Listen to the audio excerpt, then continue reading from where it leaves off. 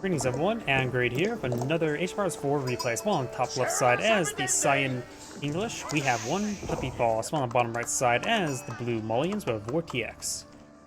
Now let's see, Malians versus English. English of course best known for those long bowmen in early man-at-arms, as well as Vanguard man-at-arms. Against the mining pit, that Vanguard man-at-arms could do some damage, but probably won't be all that great, honestly. Against longbowmen are very good, but luckily Donzos and have that javelin throw to help them protect themselves with, as well as the javelin throwers who has more of a hard counter to them. Like a monster quarry not being put on the field. Malians, of course, have a lot of free gold they can get, as well as eventually later on food with the cattle. So there's a lot of free resource generation there, while opposed to the mills, which are very powerful throughout the entire game. Monster board now put on field, console hall on the way. And likely we want to see the first set of longbowmen being pulled on out. Or maybe not. Warrior Scouts, it does get the Warrior Scout research now pulled on the field. If you take a quick look at them, you note that they do get plus damage for siege, but the Warrior Scout does not get plus damage versus range. You need to get the veteran Castle Age research to get that additional damage versus range. So right now, these units are not counter to longbowmen, other than just using the speed of mobility and health regen. But they're not a counter unit. You can deploy sofas, which are 2/2 armored horsemen. They are cheap horsemen. Got some cows being deployed on the field. Going to convert his free gold into free food, or not necessarily free food, as a source of food, which does get collected at the same rate as deer. Looks like, speaking of deer, Blue Cyan is going for an additional town center there. Does get him noted. He does not have professional scouts research. It's too expensive, really, almost an upgrade. So he can't, I was going to say, if he had professional scouts, he could potentially have grabbed the deer and dragged them away. You now have these deer over here. He could potentially use professional scouts research in order to pick up and grab that food and take it on home. But honestly, as well, in my opinion, professional scouts is far too. Scouts move 35%. Cannot pick up ore. Yeah. Professional scout is far too expensive. 275 gold. Honestly, even if it costs 25 gold, it's maybe a little bit too expensive. Honestly, I sort of wish I want to see a patch where, or a test patch where, if professional scouts was just free from the beginning, how would that change the whole game meta? It gives people more things to do during the Dark Age. Forge on forward, trying to overrun these handful of longbowmen to pick them off. It does fall back nice and early. They do have still incredible high health regen. It is in combat health regen, so they will re-heal up very soon. He only has these 3 warrior scouts on the field. As I mentioned beforehand, he can always grab a deer with professional scouts. Cyan Scout will spot stuff. Second mining pit is going up, and these warrior scouts will fall back.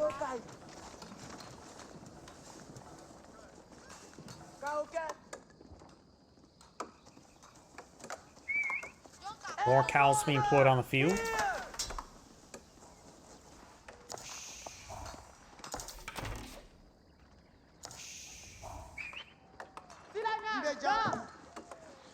Let's go ahead and bonk one of those cows.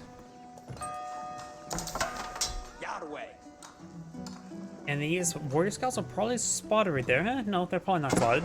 Bombay Garrison now being put on the field. He's not going for the Great Corral for passive food generation. But he's going for the Bombay Garrison, which can turn gold into units at a cheaper rate.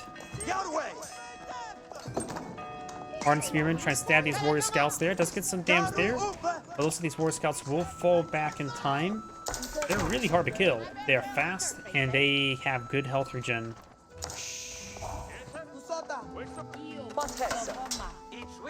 Bombay Garrison, more precisely, builds units of group of 5. Their cost is entirely converted to gold and is reduced by 10%. So you can turn those free gold into Basing the units. Right now, this mining pit does provide 102 gold per minute. This mining pit over here does provide 102 gold per minute as well, which is a significant amount. That's basically 5 villagers worth of gold being collected.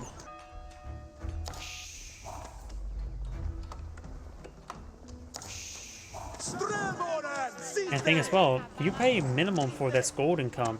Sure, you have to build houses around it, but the problem is, you're going to build those houses no matter what. Moss going up, he may be trying to grab some relics there. We do have a good number of longbowmen on the field. The English player is not near to his own castle age at the moment. Now we do have the veteran javelin thrower upgrade. If he goes with veteran warrior scouts, that will give him bonus to this range, so he may want to eye for that as well. Yeah, this force advancing forward. This warrior scout will spot those forces there. These gold miners may want to fall back. You have these veteran javelin throwers pushing forward. They have 10 attack and +8 versus range, 6 tile range. Longbowmen have 7 tile range, so they do get outranged by longbowmen, like most things. But luckily, he has the support of nearby exotic doggo. Good damage there. They do have 1.25 tile range, while longbowmen do have man-at-arms speed of 1.12. Warrior scouts being picked off by these spearmen. EP6. And does go ahead and take out some more of these longbowmen that are pursuing them. Does lose sight of that one, thanks to all the shrubbery, and the scout not pursuing it. Exotic doggo getting put down. And the English players does have enough to age up, going for the White Tower. Not for the King's Palace. Most players go for the King's Palace to get to the second of the extra town center, not necessarily the second in this case. The White Tower is a defensive placement. It's just a free keep, basically, that takes wood to reinforce or to repair. That is significant, but remember, English keeps can deploy out everything, including siege units, so it's basically all in one location for, say, siege equipment that you don't really want to spend wood on to build. Spearmen still being a bit of a problem. Donzos getting some good spear throws there. They are hardened Donzos, they're not the veteran Donzo just researched yet. Relic picked up by Blue, since Science not a castle age yet. And great kills there by those javelin throwers.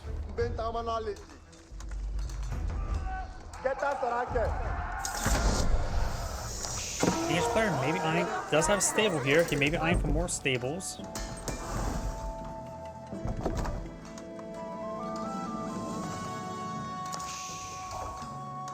Cyan doesn't have a lot of military force on the field, not deploying anything out the White Tower. Javelin throws advancing forward, receiving some fire from the town center. Of course, with their higher inherent pierce armor of 4, they can withstand quite a bit of beating from this primary town center. Does 6 damage per arrow. Additionally, its primary arrow is ×2 rather than standard ×1. Scout does go down there. Spearman does get a poke there, but listen, none of the veteran javelin throwers do go down. A couple horsemen or even a knight can do some serious damage versus the veteran javelin throwers. Council here can get some damage in as well.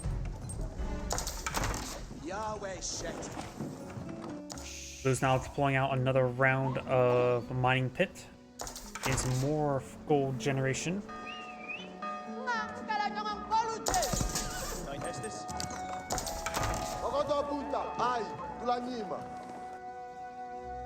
EM picking up some of these relics, very nice. And the veteran Donzos throw their spears there and takes out the knight. Very good. Remember, veteran Donzo or the anti-cavalry unit. They may have giant shields, may suggest anti-range, but it's actually they are anti-cavalry units. More veteran Donzo pushing on forward, so he has anti-cavalry and anti-range composition on the field. But it doesn't have anything to engage the town center. It does not have siege engineers for research, nor is it researching.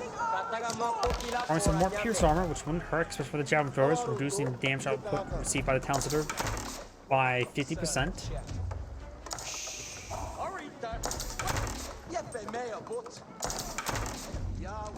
Warrior Scout still receiving some fire there. This Warrior Scout will find these villagers collect this wood. Baron Donzo advancing forward. These sheep could be retasked to the far side of the town center, avoid it being exposed to these units on this side of the field, on the map. And now we do have the imported armor for the sofas, as well as the veteran sofa research. He's going for a bit of eyeing for some heavy cab in the future. He has 2 heavy cab on the Doku.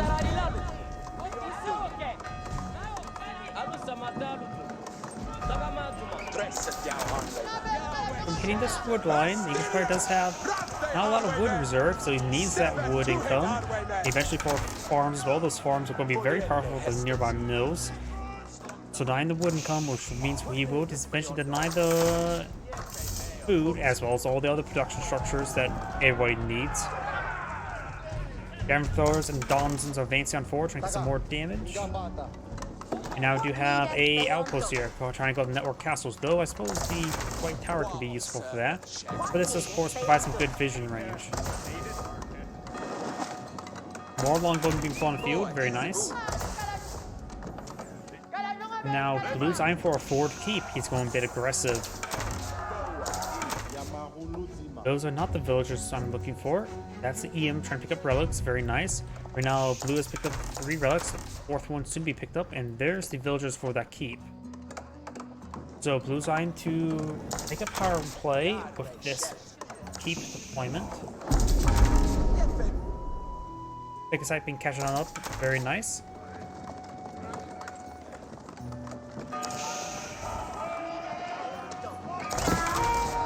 Longbowmen take 7 seconds to build from the council hall. You can always do a lot more there. The longbowmen do hit hard. Decides to put the keep a little bit farther back.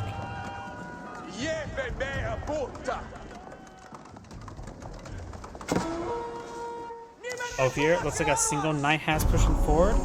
Doesn't find any stray villagers at the moment. Deer being collected up there, very nice. This deer could be collected up as well. Keep now seeing some longbow fire. Maganel sitting on up. Maganel could get some great hits there. Sofa's advancing forward. He does not have hailing support on the field to stop the Sofa's advance forward, but they didn't advance large enough in numbers.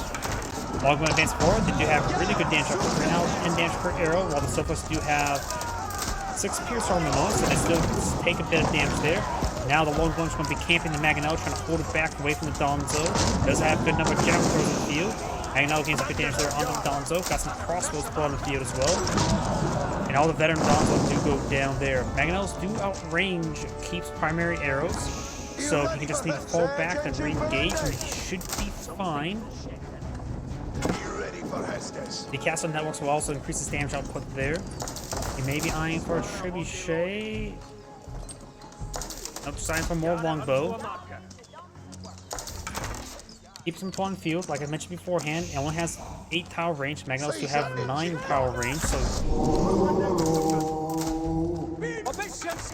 the Maganel is able to outrange the keep. So maybe a good idea to start pushing forward the Maganel just to get some damage onto it. But Trebuchet will also put bigger holes, and then you can use the Maganel to protect the Trebuchet.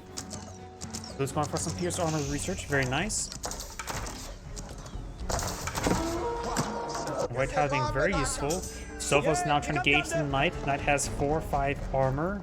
Sofa's have 5 armor, 20 attack, there's 24 attack, a bit more health as well, but just simply outnumbered. Trebuchet's getting some big holes in this keep. Trebuchets do what? They do 415 damage to buildings. Much more than traction trebuchets. Traction trebuchets for the Mongols have just higher attack speed, but does less damage and a little bit cheaper. Now got a Malian counterweight trebuchet, and he's going to be getting some rounds into the White Tower. White Tower deployed out Springald there. Springalds right now do have what, 8 range, 10 range, which you have to brave the keep fire in order to get to the trebuchet. You can probably good idea. Oh, needs to recast these guys into more gold. See right there. Maybe we'll just tap one villager on the White Tower, just get some more repairs. Spring Gold advancing forward, trying to find engagement on these trebuchets. Now there's 2 blue trebuchets. We've got 2 cyan trebuchets. Keeps being repaired up by a handful of villagers. And that spring guard does go down. Oh, there's a blue spring guard right there as well.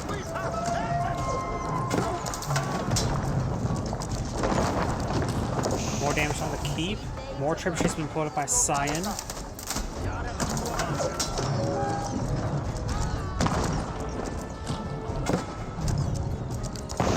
Right, each player been took a long time transition to get more gold collected. Now he's getting some gold collected. He's spending all of his income trying to get more assets, going for another spring gold there. Bearing it up the talent with villagers there. Since the White Tower is a landmark, it does take only wood to repair up rather than stone from the keep. Right now, the Malian player is not collecting up any more stone. Now he's collecting up some stone. I don't know why. That may be from Monster Quarry. Could be from villagers. No, he actually, yeah, he does have some villagers there collecting up stone. And probably buying some as well. Good damage there on the White Tower there. The keep's receiving quite a bit of damage there. Forced to buy stone.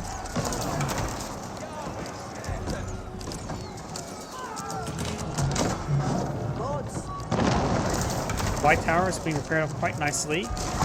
Blue spring guards advancing forward. Does receive a lot of damage from various sources. Does take out a spearman there with the blue keep. It does take out some of Cyan's spring guards there. White Tower right now is doing fine in health. But right now, both cards are pretty low in resources. Cyan does have a good amount of gold, or a small reserve of gold, not seeing much else. Blue does have a small reserve of all the resources, but nothing too significant either. Take it out, stone mine there. White Castle seems to fire there. Blue's keeps seeing some fire there. Crossbows gives great damage there, as well as the longbows. Javelin throwers getting ripped apart there. Just simply too many longbows in this region for them to advance forward. They may have 6 armor, but there's just simply a lot of Cyan force here. More of these forces advance forward. Spearman getting some great engagement on the sofas. Crossbows will love to hit them as well. Spring Guards firing away, taking out a number of Cyan Spring Guards. And he's starting to hit the Blue's villagers there. White Tower still has plenty of health. And Cyan's front line is starting to push them forward. Does get inside of the keep there. It will take about 5 rocks to take out Blue's keep. Cyan's starting to get some damage on everything. Starting to hit some Blue's villagers. Blue's backline with the javelin throwers are starting to go on down as well. Cyan's losing a large number of these longbows. He just made him fall back to another defensive position there. Got some good damage on the keep. He only has the one trebuchet at the moment. Blue, of course, has the 2.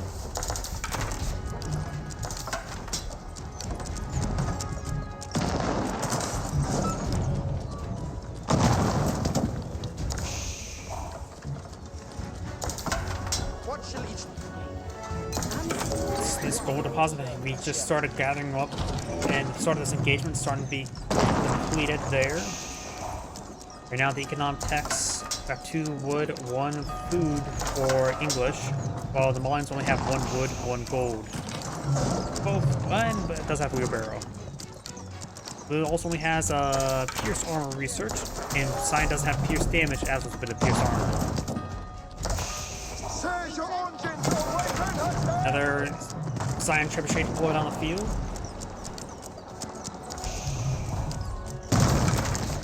And Blue's keep still seeing some fire there. And Blue break the contain, got some sofas trying to advance it forward. Cyan's side walls are not built yet. These sofas will get some good damage. They don't have a charge attack like Knights. And does he have textiles at the moment? No, Blue does, or Cyan does not have textiles, so those sofas will kill villagers in 3 hits. We'll find these villagers, gets great damage onto them. Spearman not coming over to respond to those sofas. Does keep this opening open. Cyan Spring Guards advance on forward. Blue does go ahead and buy some more stone there. White Towers receive quite a bit of fire there. Got the Spring Guards trying to engage each other. Zopha's advancing forward. Spearman need to get over there and respond to it. Cyan does still have a massive villager lead, which is very important indeed. While Blue does have a good number of mining pits on the field to get some more gold. If blue can hold, you get a lot of extra income, but right now, blue also has a good number of relics as well, so he has a lot of extra resources. Also 2 sacred sites, so the village account, not too far apart when it comes to total income. White tower does get destroyed there. We'll need to use a lot of wood to get it repaired up, and will not be able to defend for the time being or be built out of. He does have some decent force in field. Sign does have a large force and has twice the number of villagers. Sign's actually at pop cap, which is important, which means he will start stockpiling resources. The Malian player, he will not be stockpiling resources anytime soon. He has a good number of siege units on the field, that's for sure. Got a spring gull case there. Does take out one of Science trebuchets there, but does take out 2 spring gulls in return. Science does a trebuchet firing away against the keep. White tower now being paired up very, very rapidly, almost fully rebuilt. All city walls have been recompleted. See, right now these mining pits are currently providing 102 gold per minute. Stone still being collected down there. He's running out of stone for repairs. Mining pit. Gold. Do we see any cattle farms? We do not see any cattle farms at the moment, so yes, the Malian players gold here breaks. That's gonna be game. Sign's gonna be steamrolling. The Malian player needs to hold this keep and keep his siege weapons alive. Does get a great hit there onto those longbows from Mangonel. Collins will start advancing forward. More trebuchet fire raining on in. But right now, the Malians' income's mainly run based around the gold income and the fall being a garrison, likely.